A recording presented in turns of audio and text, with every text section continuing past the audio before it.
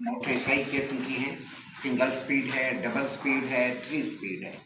Single speed ऐसी motor होती है जिसमें से 3 तारें बाहर आती हैं। इस मोटर की स्पीड को आप कम या ज़्यादा नहीं कर सकते। इनमें से एक तार होती है स्टार्टिंग, एक रनिंग, एक कॉमन। ये पहले आप चेक कर चुके हैं कंप्रेसर के कनेक्शन मालूम करने में। सेम वही मेथड है। ये पहले मोटर इस्तेमाल यही होती थी। फिर उसके बाद मोटरें हमारे पास आई double speed AC fan motor, यानी ऐसी मोटर जिसकी 2 स्पीडें हुई। इसमें से एक तार स्टार्टिंग, एक रनिंग और एक लो और हाई। इस मोटर की स्पीड को आप कम भी कर सकते हैं, ज़्यादा भी कर सकते हैं, लेकिन दरमियाना नहीं कर सकते। स्टेप 3 के अंदर हमारे पास मोटर 3 स्पीड, आजकल तमाम विंडो और सेपरेट के अंदर यही मोटर इस्तेमाल हो रही है। इसके अंदर 3 स्पीडें हैं। इनमें से एक तार स्टार्टिंग है, एक रनिंग, लो, मीडियम और हाई। इस मोटर की स्पीड को आप कम भी कर सकते हैं, दरमियाना भी कर सकते हैं और ज़्यादा भी कर सकते हैं। 3 स्पीड हम जब ट्रेस करेंगे तारें इनकी, तो नंबर 1 तो कलर कोडिंग हमारे पर असरअंदाज होता है कि अगर इसके अंदर वाइट और रेड तारे हैं तो हम समझते हैं कि यही रनिंग स्टार्टिंग होगी। दूसरा, इसके ऊपर डायग्राम बनी होती है। डायग्राम देख के हमें पता चल जाता है, 2 तारों का हमें पता चलना चाहिए, स्टार्टिंग और रनिंग का। बाकी ऑटोमेटिक तौर पर क्लियर हो जाती हैं। अगर स्टार्टिंग रनिंग क्लियर नहीं हो रही, फिर हमें फार्मूले की तरफ जाना होता है। फार्मूले से हमें पता चलता है ये स्टार्टिंग है, ये रनिंग है, ये लो है, ये मीडियम है, हाई। हम ऑप्शन 2 पे काम करते हैं। एक तो ऊपर सर्किट बना होता है, डायग्राम बनी होती है। डायग्राम को हम देख के हमें पता चल जाता है ये स्टार्टिंग रनिंग है। बाकी चीज़ों का हमें ज़रूरत नहीं होती, स्पीडों की। अगर स्टार्टिंग रनिंग क्लियर नहीं हो रही, फिर हमें फार्मूले की तरफ जाना होता है कि फार्मूले की मदद से हमें मालूम करना होगा कि इसमें स्टार्टिंग कौन सी, रनिंग कौन सी है। हम एसी की तारों को इस तरह डायरेक्ट नहीं चलाते रहेंगे, ऐसा ना हो कि मोटर जला के बैठे हों हम लोग। प्रैक्टिकल का नाम है 3 स्पीड एसी फैन मोटर से निकलने वाली तारों की पहचान। अपने पास हेडिंग दे दें आप लोग। 1 2 3 4 5। इसके हम 2 काम करते हैं। इसकी एक तो हम कलर कोडिंग देते हैं, दूसरा हम ABC इसके साथ करते हैं। यानी A बिल्कुल रेड, B हमारे पास ब्लू, C हमारे पास ब्लैक, D हमारे पास येलो, E हमारे पास वाइट। अब हम ये साथ लाजमी लिखना होता है, वरना सही हमारे पास तारें जो है कन्फ्यूजन बन जाती है कि कौन सी डी थी, कौन सी ई थी। अब आप क्या करेंगे, या मैं फर्जी रीडिंग देता हूँ, उसके बाद आपने प्रैक्टिकल करना है। अभी इसको निपटा देंगे। आपने तमाम तारों की मज़ामत सारों के साथ मालूम करनी। ए बी के दरमियान आपने रीडिंग ली। ए बी के दरमियान बिलफर्ज आपको जो रीडिंग मिली है, ये फर्जी रीडिंग है। आपको मिली है बिलफर्ज 50 ओम आपको मिल गई। उसके बाद ए बी की, ए की सारों के साथ आपने रेजिस्टेंस लेनी है। ए सी की रेजिस्टेंस ली, बिलफर्ज आपको रेजिस्टेंस मिलती है इसकी 65 ओम। फिर आप ए सी के बाद ए डी की तरफ चले जाते हैं। ए डी की रेजिस्टेंस बिलफर्ज आपको मिल रही है 90 ओम। फिर आप ए ई की तरफ चले जाते हैं। ए ई की रेजिस्टेंस बिलफर्ज आपको मिलती है 30 ओम। आपने क्या करना है, इस टोटल रेजिस्टेंस को आपने प्लस कर देना है।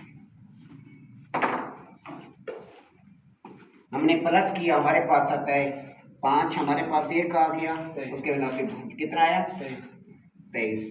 235 ओम मेरे पास एक ही रीडिंग आ गई। अब मैं चला जाऊंगा अगले स्टेप की तरफ। बी की रेजिस्टेंस सारों के साथ लूंगा। बी ए आपके पास पहले आ चुका है, ए बी या बी ए 50 ओम। फिर आपने बी ए के बाद बी सी की तरफ जाना है। बी सी की बिलफर्ज रीडिंग आपके पास आती है 10 ओम। फिर आप चले जाएंगे बी डी की तरफ। बी डी की बिलफर्ज आपके पास रेजिस्टेंस आती है 40 ओम।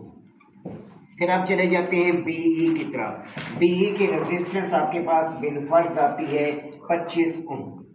आपने क्या करना है, तमाम को आपने प्लस कर लेना है।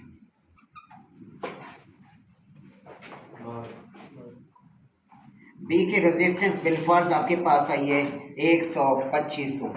फिर सी की तरफ चले जाएंगे। सी ए ऑलरेडी पहले आपके पास आ चुका है, ए सी या सी ए हमारे पास आया 65 ओम। फिर सी बी की तरफ हम चले जाएंगे, सी बी हमारे पास आया 10 ओम। फिर हम सी डी की तरफ चले जाएंगे, सी डी की बिलफर्ज हमारे पास रेजिस्टेंस आती है 80 ओम।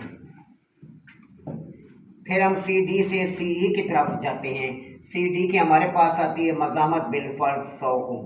तो हम इसे क्या करेंगे, इसे हम प्लस कर देंगे 5 और 5। हमारे पास जो रीडिंग आई है सी की वो 255 ओम आ गई।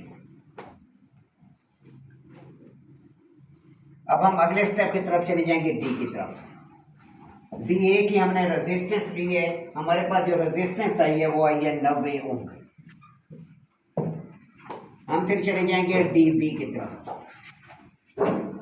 डी बी की रेजिस्टेंस बिलफर्ज हमारे पास थी 40 ओम। फिर डीसी की तरफ आएंगे, डीसी की हमारे पास रीडिंग थी 80 ओम। अब हम डीई की तरफ आते हैं, डीई की रेजिस्टेंस बिलफर्ज हमें मिलती है 130 ओम। हम इसे क्या करते हैं, हम इसे प्लस कर देंगे।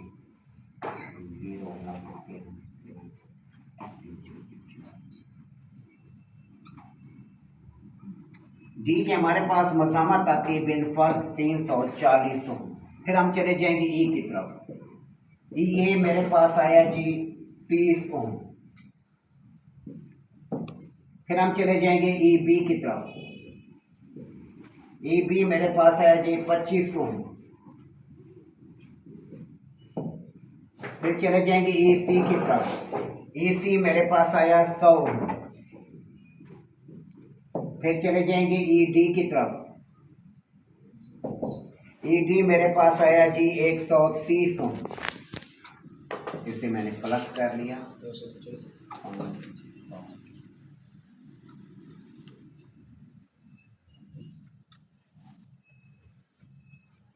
अब हमने देखना है कि सबसे ज्यादा रेजिस्टेंस इसकी किस तरह होती है। सबसे ज्यादा मजामत स्टार्टिंग, उससे कम रनिंग, उससे कम लो, उससे कम मीडियम, सबसे कम मजामत हाई की। जितनी रेजिस्टेंस कम होगी उतनी मोटर की स्पीड ज़्यादा होगी। अब हम देखते हैं हमें सबसे ज़्यादा जो रेजिस्टेंस मिली है वो डी की मिली है। डी इसका मतलब है डी हमारे पास स्टार्टिंग आ गई। अब उससे कम मजामत हमें मिलती है ई की, ई हमारे पास रनिंग आ गई। उससे कम मजामत हमें मिल रही है किसकी, सी की, सी जो है हमारे पास लो आ गई। उससे कम मजामत हमारे पास आ रही है जी ए 235, ए हमारे पास आ रही है मीडियम। उसके बाद हमारे पास बी, बी की मजामत सबसे कम है, ये हमारे पास हाई आ गई। इस तरीके से आपने रीडिंग लेनी है कि आपके पास स्टार्टिंग रनिंग कॉमन के अलावा जो स्पीडें आपकी बन रही है लो मीडियम हाई किस तरह बन रही है, किस तरह मजामत आपको मिलेगी। सबसे ज़्यादा स्टार्टिंग, उससे कम रनिंग, फिर लो मीडियम और हाई। फिर आप इसे मजामतों को क्लियर करने के लिए आप इसे डायरेक्ट भी चला सकते हैं। आया बाद वक़्त मोटर हीटअप होती है, रेजिस्टेंस चेंज हो चुकी होती है, तो वो स्टार्टिंग जो है वो रनिंग बन चुकी होती है, या स्पीडें जो हैं उनकी रेजिस्टेंस मोटर के गर्म होने की वजह से मजामत बढ़ चुकी होती है, स्पीडें चेंज हो चुकी होती हैं। फिर आपने इसको डायरेक्ट कैसे चलाना है, अगला प्रैक्टिकल साथ ही मैं आपको ये कर लें, फिर मैं साथ ही अगला प्रैक्टिकल आप समझाता हूँ कि ये स्पीडें हमें कंफर्म करनी होती है, आया ये अपनी जगह पर हैं कि नहीं है।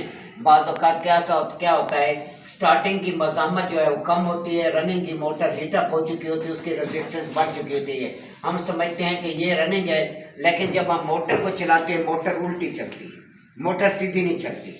मोटर जब उल्टी चलना शुरू हो जाती है तो इसका मतलब ये होता है कि ये रनिंग नहीं है, ये स्टार्टिंग है।